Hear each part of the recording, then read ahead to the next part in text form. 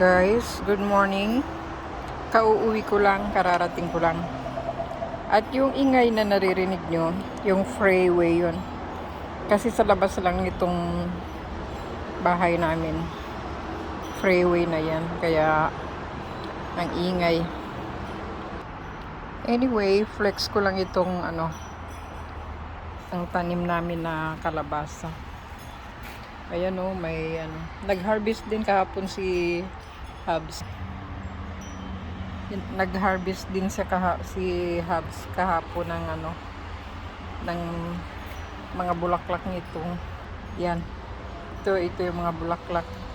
Konti na lang yan kasi kahapon nag-harvest si Mr. ko.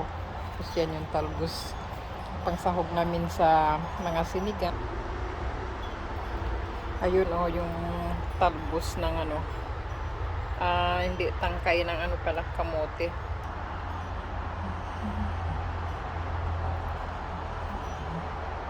Ito yung front part ng ng bahay. Kunting tour lang. Saka ko na kayo itutour ng matagal, ng mahaba.